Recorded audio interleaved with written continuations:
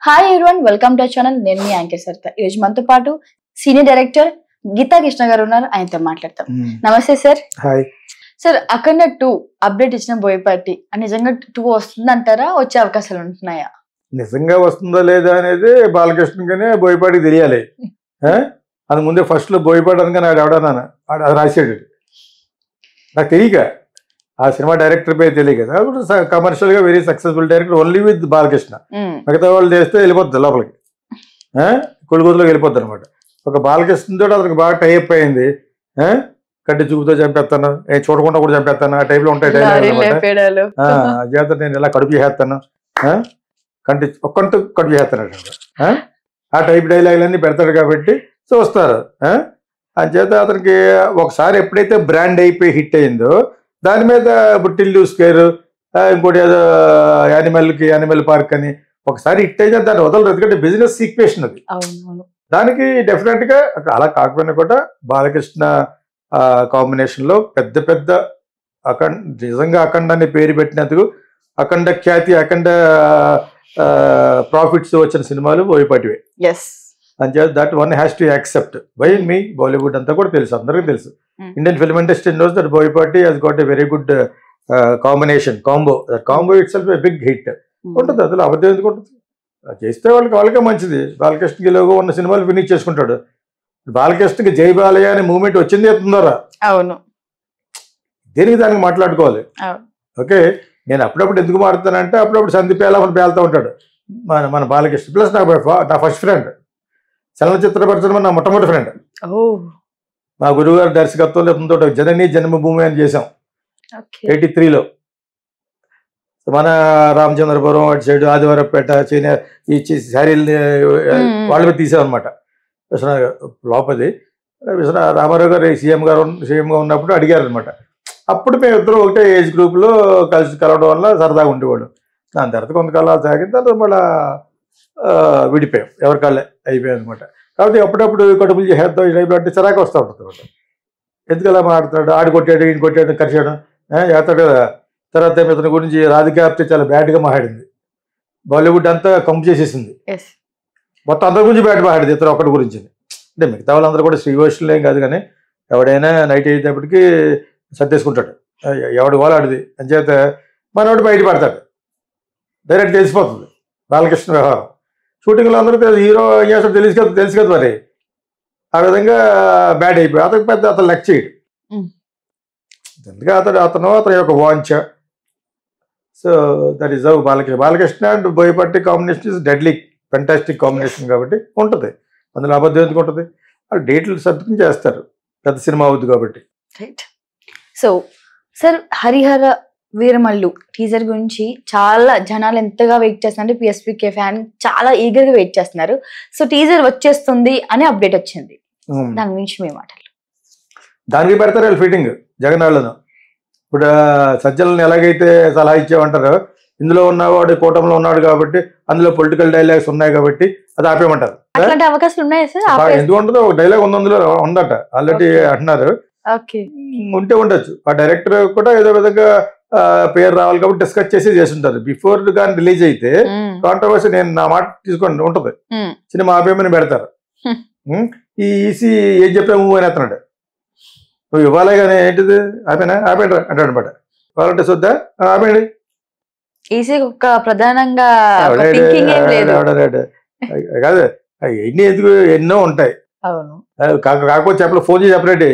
నేనండి మీ ఇంటికి వచ్చి వాలంటీ డబ్బులు ఇచ్చేవాడు కదా, గుర్తున్నావు జగన్ గుర్తున్నాడా మరి, గుర్తున్నాడు అంటాడు. ఎవడ ఆపగలది? ఫోన్ ట్యాప్ చేస్తాడా చంద్రబాబు నాయుడు ఈసీ కలిసి? ఇవన్నీ సిల్లి. ఇది ఆపడం ఏంటి? ఇంటికెళ్ళి డబ్బులు ఎవడో ఇస్తాడు, పోనీ ఫోన్ చేస్తారు, ఆడ అడుగుతాడు ఫోన్ చేయమని, అది వెళ్ళిపోయినా చేస్తాడు. వాళ్ళందరూ ఫోన్లు దగ్గర ఉంటాయి కదా. పెన్షన్ తీసుకునేవాడు, ఇంకోడు ముసలోడు మొక్కోడు తెలీదా, కొన్ని వందల సార్లు చేస్తారు. ఆడు అవసరమైతే ఆడు ఓటేసి ముందు కూడా చేస్తాడు. పాత బాగా ఓకేవా అంటాడు అనమాట. అవి ఎలాగే జరుగుతాయి. ఇవన్నిటితో పాటు పడాలి. ఓడిపోతే ఏమంటారంటే ఆ ఈవీఎం బాక్సులు మీకు పెట్టేస్తారు పవన్ కళ్యాణ్ చంద్రబాబు కలిసి. నగ్గితే అంటారు, ఓడిపోతే మిషన్ లేదు పెట్టాడు జగన్ అంటాడు అనమాట. ఇవన్నీ వినబోతారు రాబోయే హైలైట్స్ అనమాట నేను thumbnails. తమ్నైల్స్ మామూలుగానే మీ తమ్నైల్స్ మేము చెప్పడానికి పెట్టేస్తూ ఉంటారు. నాకే అర్థం అవుతుంది ఎప్పుడు చెప్పినది అని. చేత ఒకే దానికి 10 తమ్నైల్స్. సో అది మామూలుగా యూట్యూబ్ వార్ అనుకో పర్లేదు, ఎవడు బిజినెస్ ఆడిది అని చేతి ఇంకా ఎన్ని చూడబోతున్నాము. సార్ కుబేరా అనే ఒక సినిమా పేరుని నోటీస్ చేయడం జరిగింది అనమాట. కోర్టులో దాని మీద కేసు వేయడం జరిగింది. అసలు ఏంటి కేసు సార్? ఆ పేరు ఏంటి? ఎవరు దాన్ని తీసుకున్నారు? దాని విషయం మీ గురించి వివరణగా. యాక్చువల్గా ఫిలిం ప్రొడక్షన్ వాళ్ళు మాకు చెప్పకుండా చేశారని ఎవడో కేసు వేసాడు. మీరు నాకు చూపించిన దాని ప్రకారం నాకు అర్థమైంది ఏంటంటే టైటిల్ రిజిస్ట్రేషన్లో అది మాది అనో ఏదో మొత్తానికి ఆ సినిమా మీది కాదనో మాదనో అంటం కోసం అది క్లారిటీ లేదు. ఇంగ్లీష్ కూడా కరెక్ట్ లేదు. సో అదే మన ఇంగ్లీష్ చదివితే మనకు ఉన్నది పోద్దని చెప్పాను ఆల్రెడీ. మనకు ఉన్నదే తక్కువ. ఆ కోత పోవడానికి కారణం ఇదే. అలా ఇచ్చాడు అతను ఇదనమాట. ఒక చిన్న ఎగ్జాంపుల్ చెప్తాను. విక్రమ్ యాక్ట్ చేస్తున్న ఒక 10 ఏళ్ళ క్రితం 2 ఏళ్ళ క్రితం నేను ఏదో సబ్జెక్ట్ ఎవరితోటో చేసే ఉద్దేశంతో ప్రేమ కబాడీ అని తమిళ్లో కాదల్ సెడిగుడు అని టైటిల్ రిజిస్టర్ చేశాను సౌత్ ఇండియన్ ఫిల్మ్ ఛాంబర్లో. నేను మెడ్రాస్లో, నాకు తమిళ్లో కూడా ఉంది కాబట్టి రిజిస్టర్ అయిపోయి నాకు వచ్చేసింది. నేను ఇంకా స్టార్ట్ చేయలేదు. ఈ టైటిల్స్ మీద విక్రమ్ తోటి ఒక సినిమా తీసి అక్కడ ఎవడో ఉన్నాడు ముస్లిం, అతను బర్మా బజార్లో షాప్ ఉంటుంది, అజిత్తో కూడా సినిమాలు తీసాడు, పేరేదో మర్చిపోయాడు. వాడు ఒక సినిమా తీసేసి మౌంట్ రోడ్లో పెద్ద హోర్డింగ్ వేసాడు, దాని పేరు కాదల్ సైడ్ కూడా. నా టైటిల్ అది. నేను హైకోర్టులో కేసు వేసాను, మెడ్రాస్ హైకోర్టులో. This is my title. అటువంటిదే ఏమిటి ఇది కూడా. అక్కడ ఉన్న ఆయన తెలుగు జడ్జి అనుకోకుండా, పెద్ద జడ్జి ఆయన దెబ్బ అయిపోతారు. సినిమా ప్రింట్లు కూడా వెళ్ళిపోయినాయి. అది యాక్చువల్గా నీదే టైటిల్ లెక్క ప్రకారంగాను.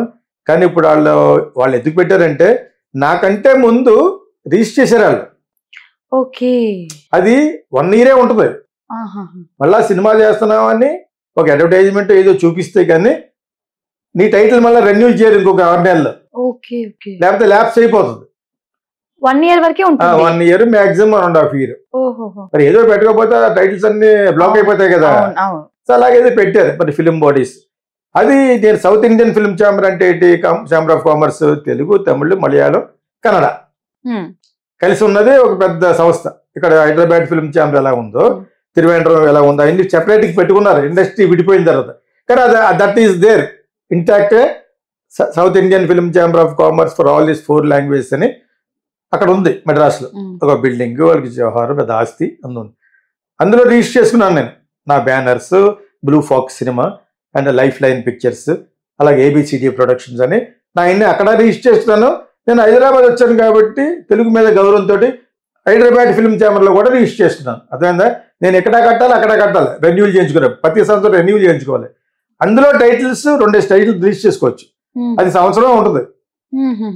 మళ్ళా సినిమా చేస్తున్నాం ఒక అడ్వర్టైజ్మెంట్ చూపించి సినిమా స్టార్ట్ అయినట్టు ఏమన్నా చూపిస్తే అది రెన్యూల్ చేస్తారు. సినిమా స్టార్ట్ అయిపోయింది అనుకో మీకేందే ఉంటుంది. అదేందా అది 2 సంవత్సరాలైనా ఇంకా జరుగుతుంది షూటింగ్. బాహుబలిలో తీసాడు ఎవడన్నా రాజగోపాల్, అతని పేరు రాజమౌళి లాగా 4 సంవత్సరాలు ఉంటుంది. అలాగే ఏమన్నా ఒకసారి స్టార్ట్ అయిపోయిన తర్వాత అసలు లేకుండా అలా అన్ని టైటిల్స్ రిజిస్టర్ చేసుకుని ఆ టైటిల్స్ అమ్ముకుంటూ ఉంటారు కొంతమంది. ఒకప్పుడు నేను కీచురాళ్ళు అనే సినిమా తీశాను, వినేమంటే ఉషా తప్పు అందరూ పాడారు.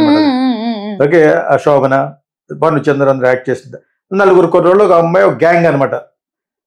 సో దాన్ని నేను గ్యాంగ్ లీడర్స్ అని పెట్టాను ఫస్ట్ అక్కడ ఫిల్మ్ ఛాంబర్లో.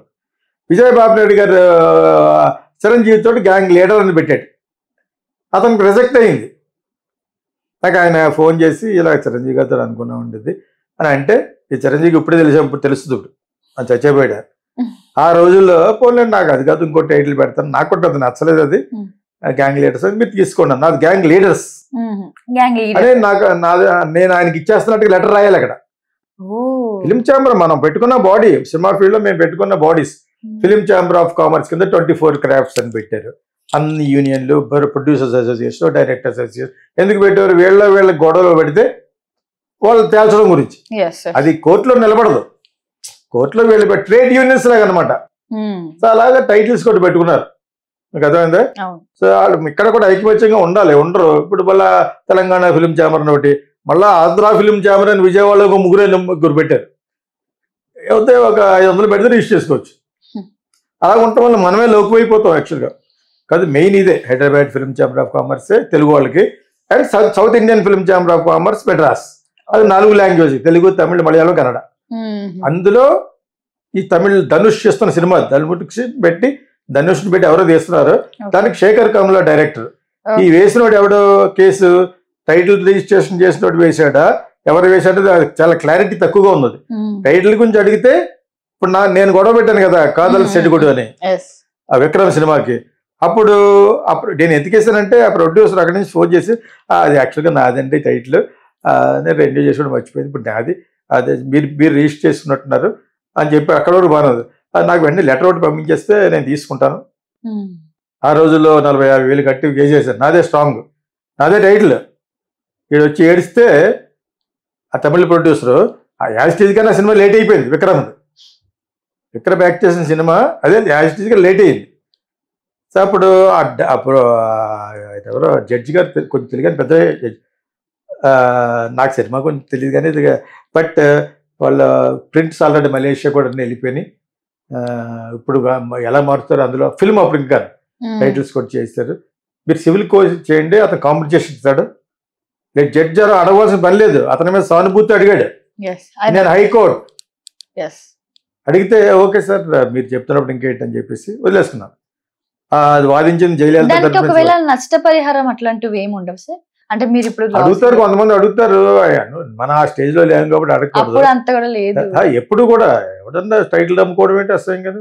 అది కొంతమంది ఉంటారు బేవర్స్, అందులో కూడా బేవర్స్ వాళ్ళు ప్రొటెక్షన్ లో రిజిస్టర్ చేసుకుంటారు.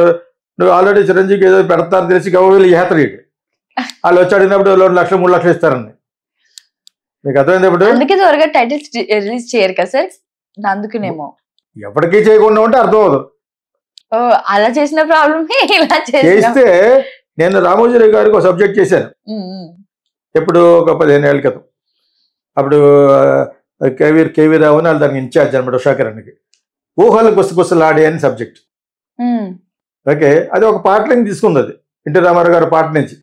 ఆ పాట కొట్టడం చాలా ఇష్టం నాకు ఎప్పటికీ కూడా. నేను దాని మీద 2 love story, engineering college student medical college స్టూడెంట్కి ఏదో లవ్ జరుగుతూ ఉంటుంది చెప్పాను. సబ్జెక్ట్ ఇది కాదు, అది ఫిలిం ఛాంబర్ బుక్స్ ఉంటాయి, అకౌంట్ చూడాలి. ఆ బుక్స్లో అనౌన్స్ చేస్తారు మన రిజిస్ట్రేషన్. అలా చేసినప్పుడు ఆ బుక్లో ఉంటుంది ఊహలు గుసగుసలాడే బ్లూ ఫాక్స్ సినిమా అని. ఓకే, అదే రామోజీరావు గారు తీస్తే ఉషాకిరణ్ నేను లెటర్ రాసి ఇవ్వాలి, ఇది మీకు ఇస్తున్నానని చెప్పేసి. ఓకే, అది వర్కౌట్ అవ్వలేదు, దేనికో కారణాల వల్ల వర్కౌట్ అవ్వలేదు. అది జరిగిపోయిన 7-8 సంవత్సరాలకి అతను అబ్బాయి ఎవడో నాకు పొడుగ్గా ఉంటాడు, ఎవడో ఆర్టిస్ట్, అతని సినిమా వచ్చింది ఊహలు గుసగుసలాడే. అవునవునవును, ఆ హీరోయిన్ రాశికన్నా అబ్బాయి పొడుగ్గా ఉంటాడు కదా. సో అతను ఎక్కడ నాకు ప్రివ్యూలో కలిసి రావే అన్నాడు.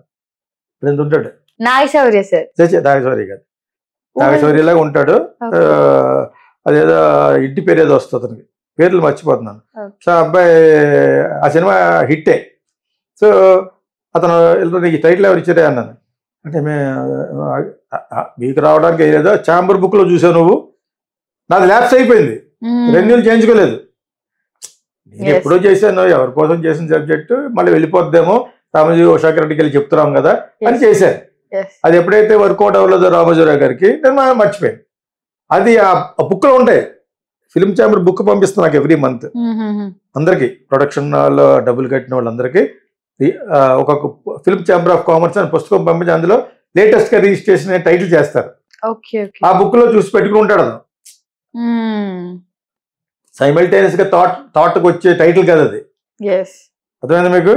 ఎందులో చూస్తేనే పెట్టింది అనమాట, సబ్జెక్ట్ అది కాదు. ఈ సినిమా వేరే సబ్జెక్టు. ఆ విధంగా వీళ్ళు టైటిల్ రిజిస్ట్రేషన్ కానీ ఇది కానీ ఉంటే, వీళ్ళు చేసుకుని ఉంటే, తెలియకుండా శేఖర్ కమల ఆ ప్రొడక్షన్ చేసి ఉంటే, మాకు తెలియకుండా ఏదో ప్రొడక్షన్ చేస్తున్నట్టు అన్నారో, ఇంకా ఏమన్నా లోసుకుందాం మటుకో నువ్వు చూపించిన దాంట్లో మటుకు క్లారిటీ లేదు. Why did they go to high court for what? Only for the sake of title which was registered in their name has been used by Shekhar Kamala and Dhanush. దాని గురించా?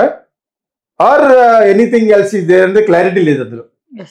బట్ వాళ్ళు వెళ్ళారు కోర్టుకి వెళ్ళటం ఎవరైనా వెళ్ళొచ్చు, ఏముంది కోర్టులో ఒక కంప్లైంట్ ఇచ్చి నోటీస్ ఇవ్వాలి. కోర్టుకి వెళ్ళక ముందు నోటీస్ ఇవ్వాలి యాక్చువల్గా. ఆ టైటిల్ అలాగే నన్ను తమిళని అడిగాడు, కానీ అతను అడిగిన విధానం చాలా పొగరుగా ఉంది కాబట్టి మీరు లెటర్ పంపించేస్తే నేను నాది అయిపోద్ది అనమాట. నువ్వు ఎందుకు పెట్టావు, నీకు కావాలా, నీ ఫిలిం ఎంతవరకు వచ్చింది అడగాలి కదా. అడగకుండా అడుగుతాడు ఫర్ ఆర్డర్ బర్బా బజార్లోకి వచ్చినాయి మనబడా అని కోర్టుకి కేసు అనమాట. నాతో మర్యాదగా మాడితే మర్యాదగా ఉంటుంది, మర్యాద తప్పితే 100 రేట్లు అమర్యాదగా మాడతాను నేను, అది నా పద్ధతి. అది అని కేసు చేశాను. మళ్ళీ కాళ్ళబేరంగా వచ్చి ఏడు మొంగుతో వచ్చాడు కోర్టుకి. వస్తే అప్పుడు ఆయన సుభాష్, ఆయన పేరు రావట్లేదు ఎప్పుడు, సుభాషన్ రెడ్డి ఆయన జడ్జి, రిటైర్ అయిపోయి ఉంటారు. ఆయన అడిగారు, చాలా పెద్ద ఇదనమాట ఆయన, ఇలాగా you think otherwise you has to pay, I mean you has to remove that అన్నాడు. So the case is on you only, go for a civil, tomorrow you will pay the compensation అన్నమాట. సో అటువంటి case అయినా అనుకుంటున్నాను ఇది. Thank you sir.